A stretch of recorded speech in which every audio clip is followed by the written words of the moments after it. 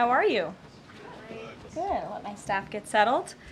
There's a lot of news today, so I look forward to taking your questions. Good to see you. And I have some updates for you as well. Later today, President Trump will address the Business Roundtable's quarterly meeting, where he will tout his pro-growth economic agenda and answer questions before more than 100 of our nation's leading CEOs. In fact, it's the largest attendance ever for this event because business leaders are so eager and encouraged by President Trump's return to Washington.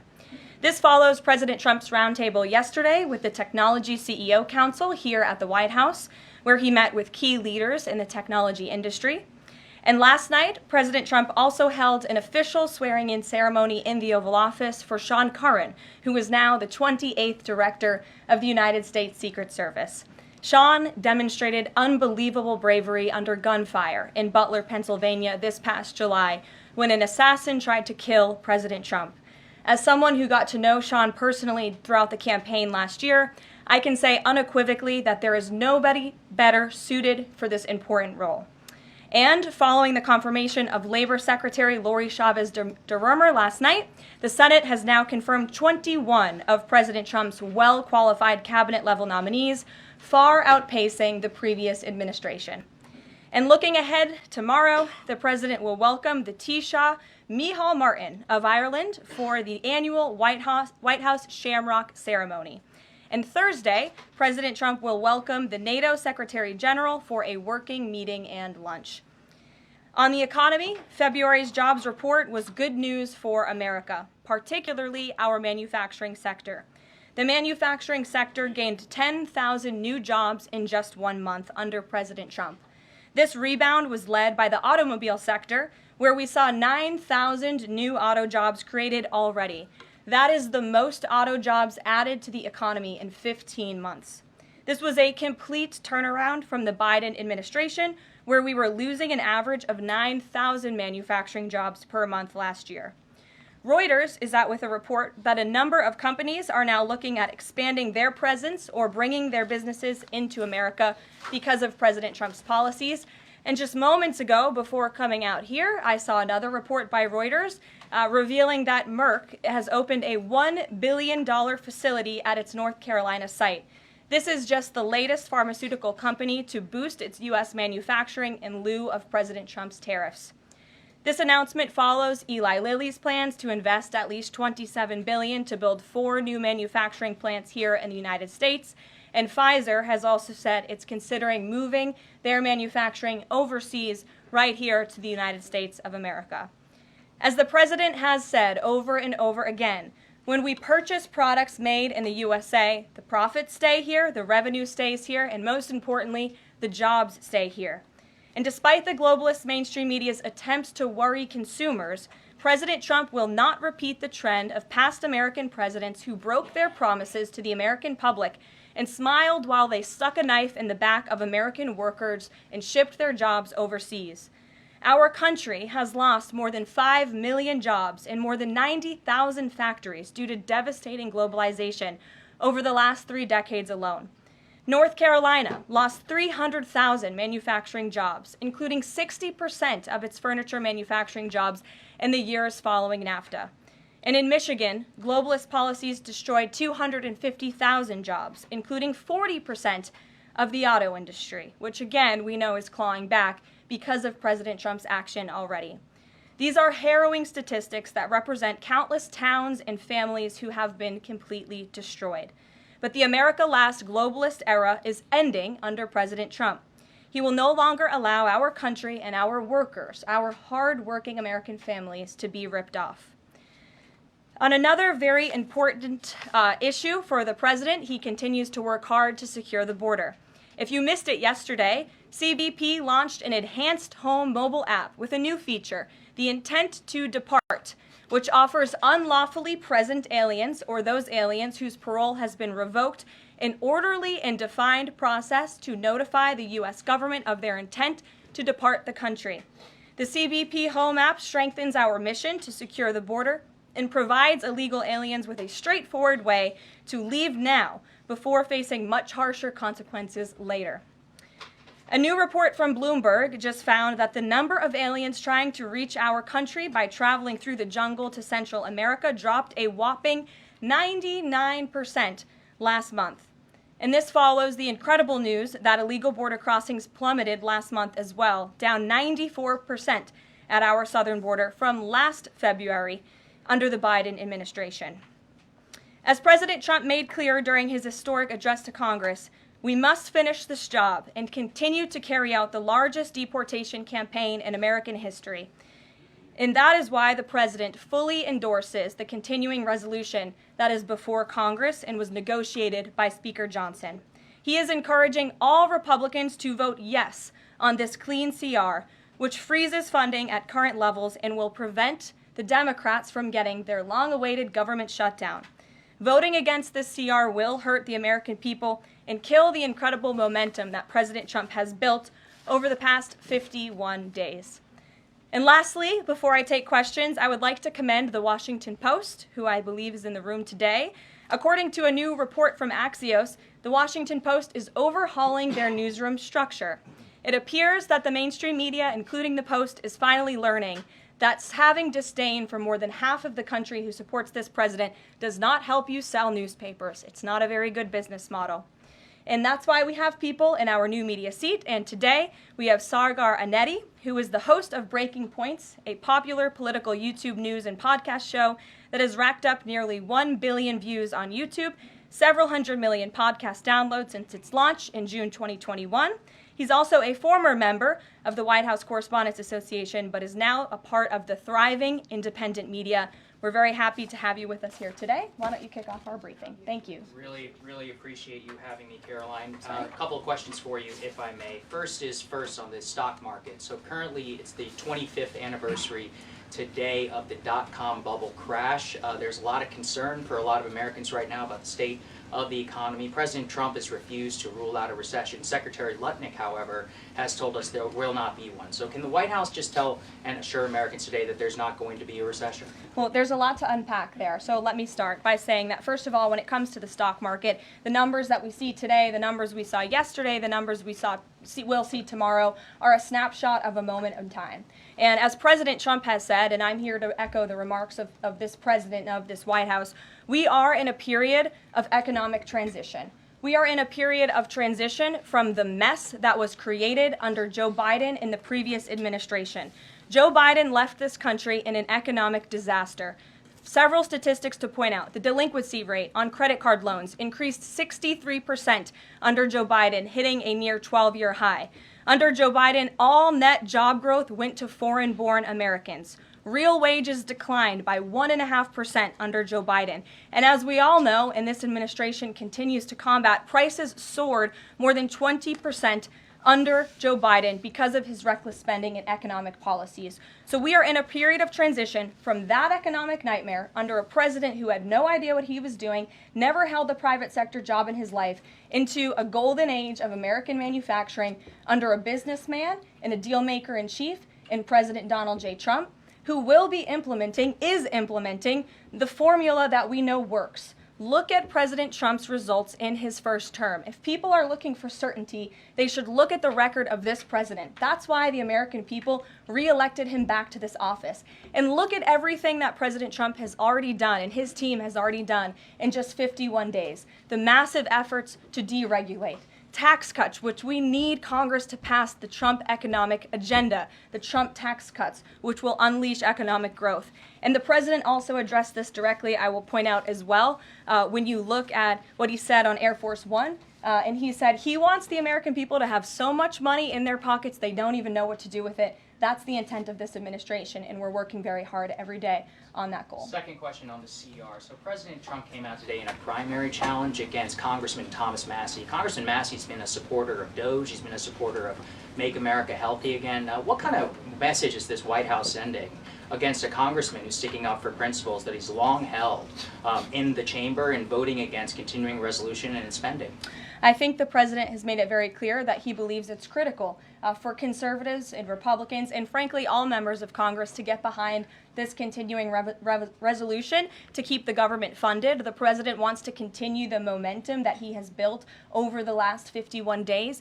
In order to keep the government funded, we got to keep moving with these deportations, and he believes that everybody needs to get on board with this bill. He's been active in this process. He's been making calls to get this over the finish line, and we're urging every Republican, and Democrats too, to do what's right for the American public to prevent a government shutdown. Just the last question here on Mahmoud Khalil. Does the administration believe that it needs to charge a green card holder with a crime to be eligible for deportation? Well, in fact, Secretary Rubio reserves the right to revoke the visa of Mahmoud Khalil, and I'm glad you brought this up. Under the Immigration and Nationality Act, the Secretary of State has the right to revoke a green card or a visa for individuals who serve or are adversarial to the foreign policy and national security interests of the United States of America. And Mahmoud Khalil was an individual who was given the privilege of coming to this country to study at one of our nation's finest universities and colleges. And he took advantage of that opportunity, of that privilege, by siding with terrorists, Hamas terrorists who have killed innocent men, women, and children. This is an individual who organized group protests that not only disrupted college campus classes and harassed Jewish American students and made them feel unsafe on their own college campus, but also distributed pro-Hamas propaganda, flyers with the logo of Hamas. That is what the behavior and activity that this individual engaged in. And I have those flyers on my desk. They were provided to me by the Department of Homeland Security. I thought about bringing them into this briefing room to share with all of you, but I didn't think it was worth the dignity of this room to bring that pro-Hamas propaganda. But that's what this individual distributed on the campus of Columbia University. And this administration is not going to tolerate individuals having the privilege of studying in our country and then siding with pro-terrorist organizations that have killed Americans. We have a zero-tolerance policy for siding with terrorists, period. Peter Ducey. Thank you, Caroline. So you said that the Dow dropping and dropping and dropping is a period of transition. You're sure nobody here at the White House shorted the Dow? No, I don't think so. Okay.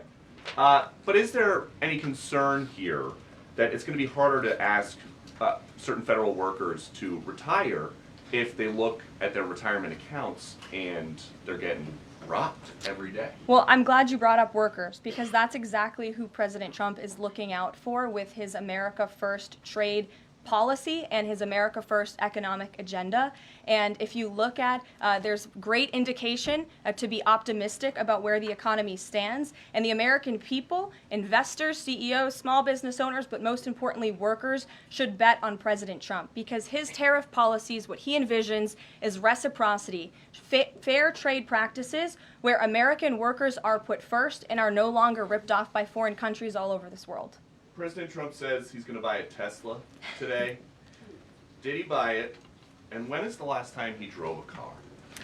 That's a very good question. I have heard the president remark that he misses being able to drive, that luxury of driving his own vehicle, although the beast is nice, but he is going to be viewing a Tesla that is making its way to the White House complex now, I can confirm. Perhaps the press pool today will have an opportunity to witness this very exciting moment later this afternoon, but a Tesla is on its way here now, and we'll see if the president likes it when he checks it out. So they're bringing him a Tesla to look at, and if he likes it, he's just going to buy it. You know, he's definitely going to buy one, but he'll take a look at it when it gets here later this afternoon. Full retail? Yes, full market price. Kelly. Can we talk about Canada? What is the status of President Trump having a conversation with Mark Carney? We have seen the president use the term governor to refer to Justin Trudeau. Will that moniker also go to Mr. Carney going forward? And is the decision to increase the tariffs, is that based on a specific economic metric that he looked at? Is it impulse? How would you describe his reaction to Canada? The president has not yet spoken to Mr. Carney, not since I checked, which was just moments ago. But certainly his phone is always open to leaders who wish to speak with him. As for the tariffs, the president made his position on this quite clear with the statement that he put out. And it was a retaliatory statement due to the escalation of rhetoric that we've seen out of Ontario, Canada. The president saw the Premier, Doug Ford, make an egregious and insulting comment threatening to shut down electricity for the American people, for hardworking American families. He made that threat. The president saw that and has an obligation and a responsibility to respond accordingly and represent the interests of the American people. So he has made the decision to add a 25% tariff. So now steel and aluminum tariffs will come into effect tomorrow at the rate of 50%. And our steel and aluminum industries have actually applauded these tariffs because, again, they know it's going to grow their industry here. It's going to allow them to export more steel that is made right here in the United States with American workers. Egregious and insulting are your words here, but that's what many Canadian leaders have said about the actions President Trump has taken toward Canada. And what do you think the timeline is for speaking to Mr. Carney? Because normally a sitting president speaks to a close ally very quickly when there's new leadership. Well, the president is, again, responding to the fact that Canada has been ripping off the United States of America and hardworking Americans for decades. If you look at the rates of tariffs across the board that Canadians have been imposing on the American people and our workers here, it is egregious. In fact, I have a handy-dandy chart here that shows not just Canada, but the rate of tariffs across the board. If you look at Canada, since you brought it up, American cheese and butter, nearly 300% tariff. You look at India, 150% tariff on American alcohol. You think that's helping Kentucky bourbon be exported into India? I don't think so. 100% tariff on agricultural products from India. Look at Japan, tariffing rice, 700%. President Trump believes in reciprocity, and it is about dang time that we have a president who actually looks out for the interests of American businesses and workers. And all he's asking for at the end of the day are fair and balanced trade practices, and unfortunately, Canada has not been treating us very fairly at all over the past several decades. To the woman in the purple, because I saw you were making a face at my previous answer, so what's going on? Well, actually, I have a couple of questions. At the core of pro-Palestinian protests on college campuses and elsewhere is a demand to end the war in Gaza, a goal that this administration actually supports and has pursued. So why has this not been acknowledged or highlighted even? Because these colleges and these protests have again put out Hamas propaganda. The flyers that have been distributed call for violence. The flyers that have been distributed have the logo of an organization that has held Americans hostage, that murdered innocent babies, that murdered men, women, and children. They are a designated foreign terrorist organization, and we are not going to tolerate non-citizens, foreigners who come here on a visa engaging in such behavior, siding with terrorists. And the Secretary of State reserves the authority to revoke the green card or the visa of an individual who serves as an actually it says right here, reasonable grounds to believe that the alien's presence or activities in the United States would have potentially serious adverse foreign policy consequences to the United States. And I think siding with Hamas makes that quite clear. Secretary Rubio exercised that authority, and we fully believe that we are going to move forward with more arrests, as President Trump previewed in his statement yesterday. Ed, Yeah, thanks. Go ahead. So are there conversations between the administration and the Canadians going on over this tariff? Because the Ontario Premier says the next step is to cut off electricity to the U.S. And the president put out a statement after seeing those comments and said that it would be there would be grave consequences imposed on Canada if they think about shutting off electricity for the United States of America and our citizens. And the president is also determined to ensure that we are depending on American electricity, not the electricity production of foreign nations, including our allies in Canada. As for conversations, there is continued correspondence between the president's team, particularly Secretary Lutnick, and the Canadians as well. And in the market reaction, how do you sell to the American people then, after they're looking at what's happening in the markets this week, and say that the tariff policy long term is something good? Well, just think about what the tariff policy long-term will do for our country. I think many of us probably grew up in small towns. I know at least I did, and the main street in my small town looks a heck of a lot worse than it probably did decades ago before I was alive. At least my parents and grandparents tell me so. And I know many Americans feel that same way. What the president envisions for this country is for the United States of America to be a manufacturing superpower, where there are American factories and businesses owned by Americans, producing goods that we are exporting to the rest of the world. Those revenues will stay here. It will increase wages for people here in our great country. It will ensure our national security, and it will boost the morale of the American people to have thriving industries again. Think about Detroit, Michigan. Think about North Carolina, as I mentioned, that used to have a thriving furniture industry that no longer exists because of the globalist trade policies of previous and past administrations. And the American people gave the president a tremendous opportunity to restore American greatness and restore our manufacturing dominance, and he's intent on doing just that. John. Thanks, Caroline. Two questions for you. First, on the CR, you put up on the screen the president's message to Republicans to support this continuing resolution. Is there outreach to Democrats? Because what we've seen since the beginning of the fiscal year is that in order to get a continuing resolution, you need bipartisan support and you need compromise. Well, right now, we are focused on House Republicans and on the House, because that's the first step, as you know, John. And so the president has engaged in correspondence with House Republicans, whipping votes and getting them to a yes, which I understand has been pretty successful this morning thus far. And so, again, the president is encouraging Republicans especially, but again, as I said, all members of Congress to vote to continue funding this government so we can continue the business of the American people, which elected President Trump to do. And then on financial markets, we've seen this decline yesterday. We see it today as well.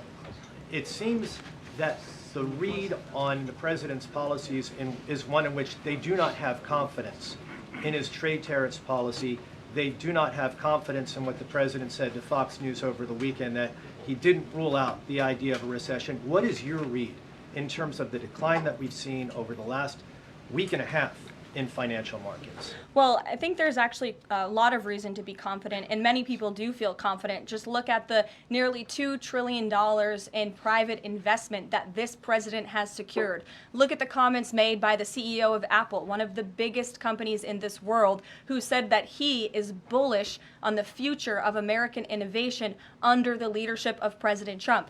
Look at CEO confidence. According to the Conference Board measure of CEO confidence, in Q1 2025, under the leadership of this president, it jumped to its highest level in 3 years, from cautious optimism to confident optimism. If you, again, look at the $2 trillion in investments from some of the biggest companies in the world, look at the jobs report last Friday, as I also cited in my opening remarks.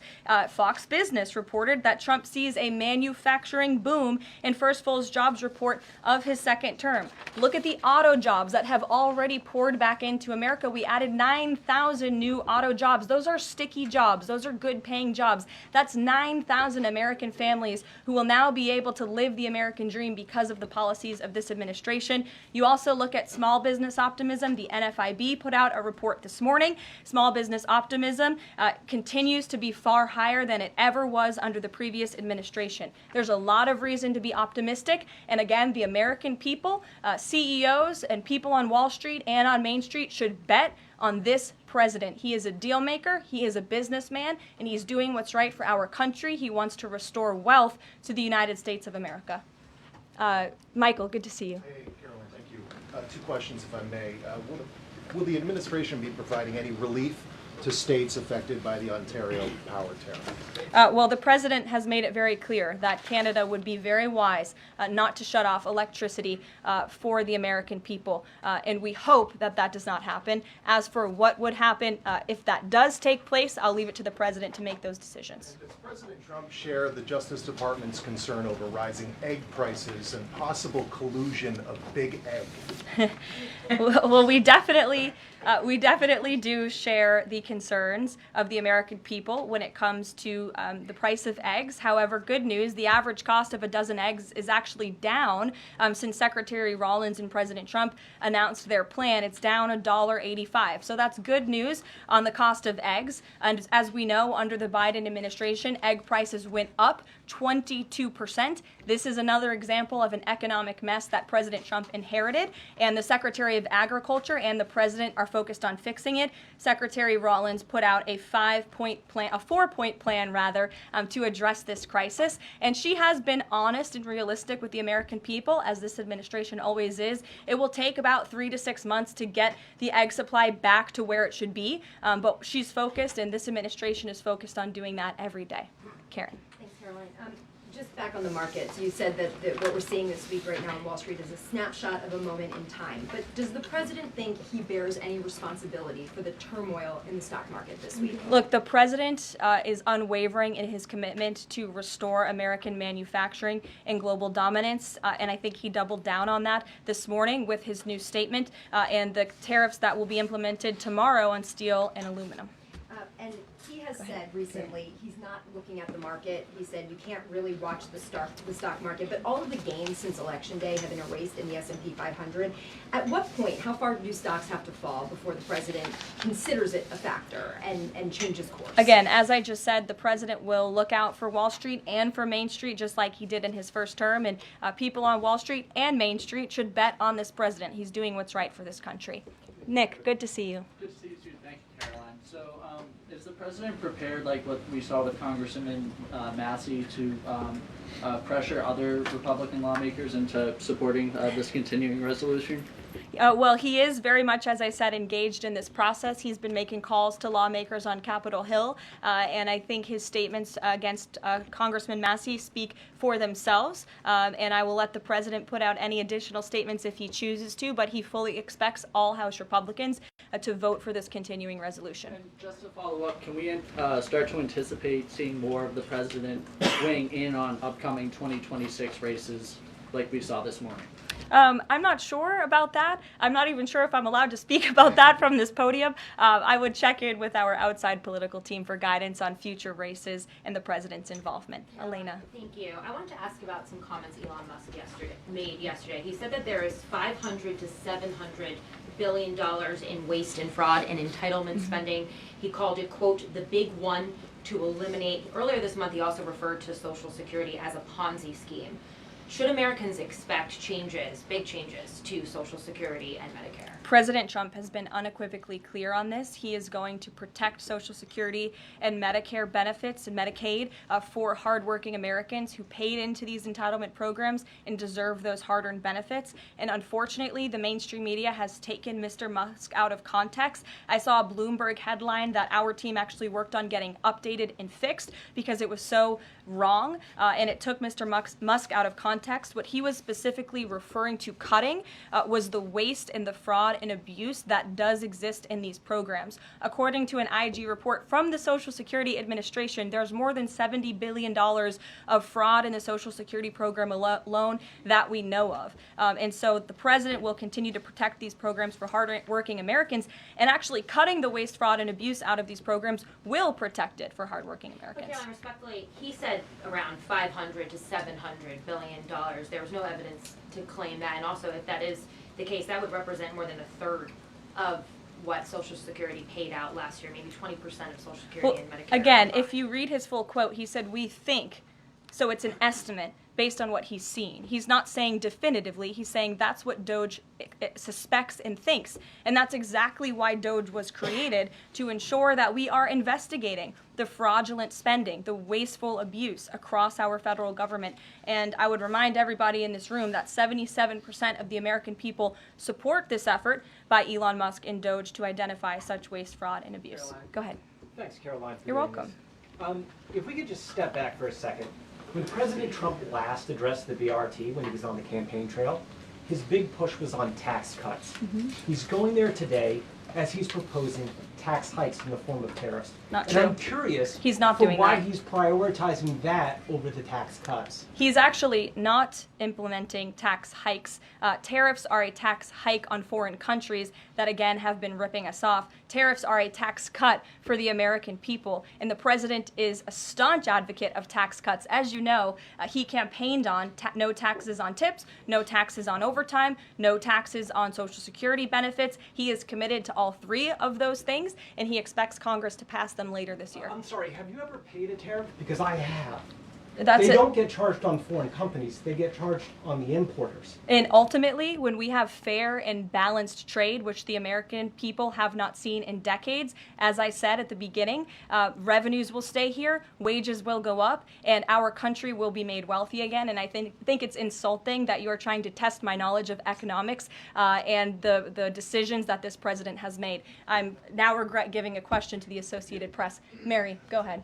Hey, Caroline. I have two, if that's okay. The first one was on Russia, Ukraine. I know Special Envoy Witkoff said yesterday that Zelensky apologized in his letter to Trump.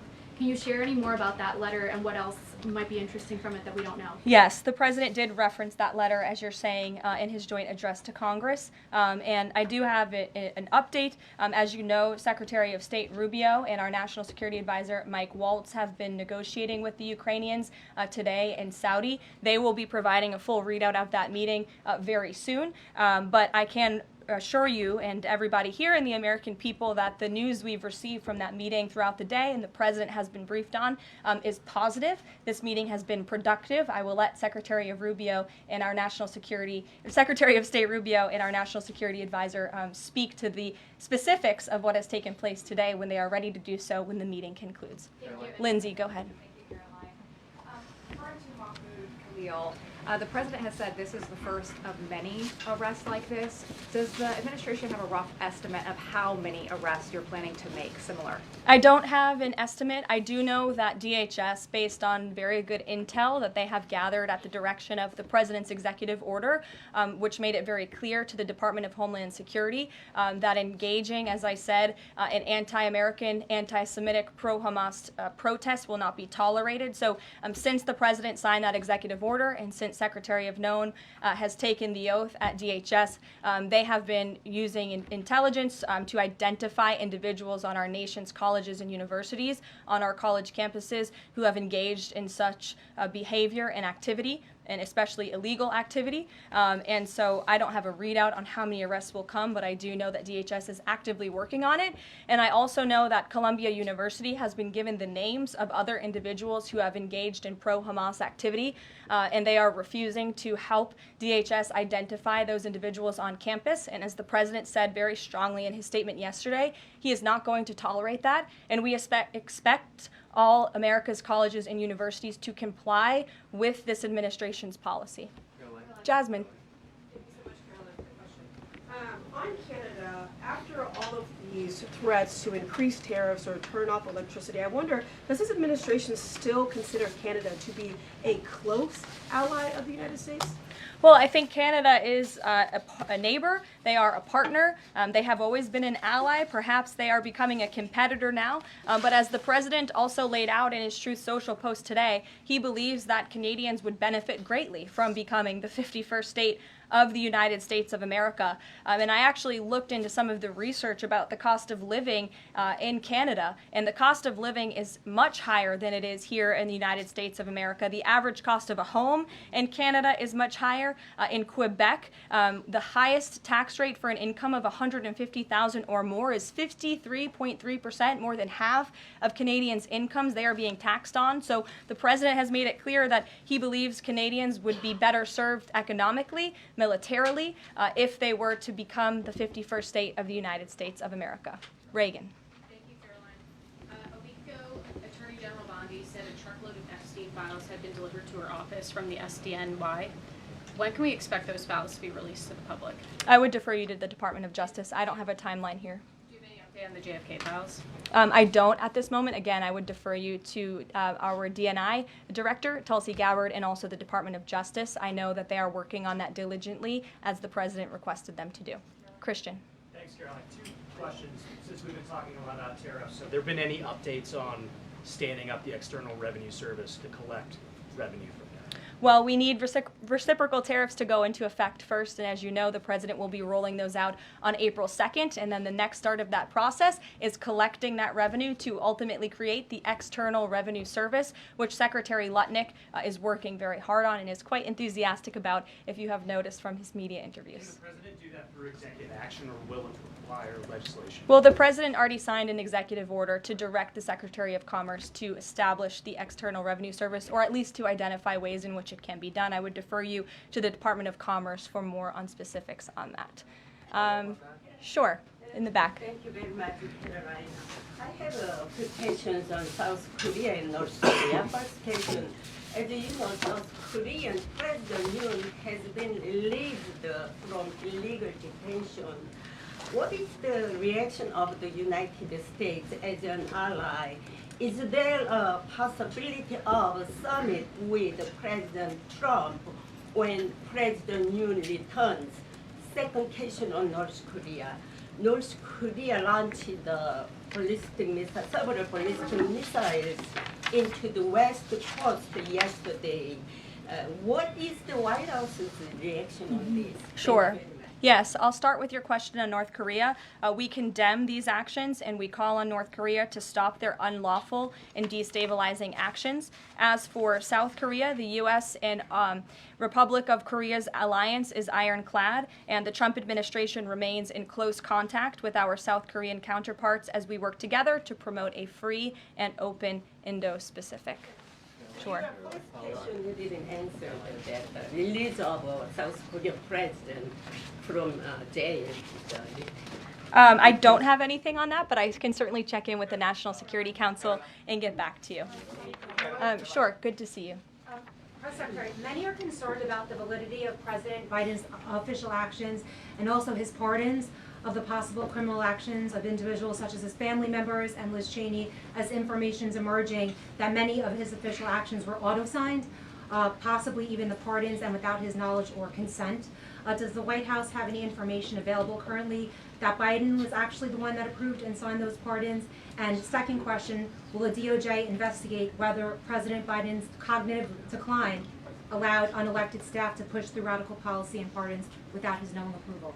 I don't know the answer to that question, but I can check in with our folks here who may know the answer to that question and get back to you. Dasha, go ahead. Caroline, you did a great job articulating the vision that President Trump has for what he believes his tariffs can do in terms of bringing jobs back to the United States. I asked you last week about how much Americans might need to buckle up for some short-term pain, a conversation that with the President and Treasury Secretary Scott Bessent have had with the people. I'm wondering, how high is the pain threshold for President Trump and for this White House as you watch some of the turbulence in the stock markets, as you field concerns from businesses and potentially see some of those approval ratings drop in the short term? How much is he willing to stomach that, and will he stay committed to his vision for tariffs even as all of this comes up? Well, the president has been working hard every single day to alleviate the pain that was inflicted by the previous administration through massive deregulation, through drill baby drill, as we like to call it, unleashing the might of our energy industry, which we know will ultimately drive down costs for consumers here at home. And again, as I mentioned, the president is intent on signing tax cuts for the American people to put more money back into their pockets, which will ultimately unlock consumer confidence. And again, I'll reiterate the president's words in layman's terms as he does best. The president wants the American people to have so much more money in their pockets, they don't know what to do with it. That's the goal of this administration, through tariffs, through tax cuts, through deregulation, and through unleashing the potential of our energy industry. I have two more quick notes before I wrap up. April 28th, I can confirm that the Philadelphia Eagles will be here at the White House to celebrate their Super Bowl victory. I know there was a lot of fake news about an invitation that wasn't sent or was sent. We want to correct the record. We sent an invitation. They enthusiastically accepted, and you will see them here on April 28th. And lastly, on a sad note, I would like to express our condolences to Fox News and to the entire Fox family who did lose a cameraman, Craig Savage, who passed away at 61 years old recently. A very tragic death, an individual who was a great man and covered this building for many, many years. So the entire press office, the communications office here wants to express our condolences with his family and also with Fox News. And I'll see you guys later. Perhaps you'll see the president in a Tesla later this afternoon. Have a good one. Thanks.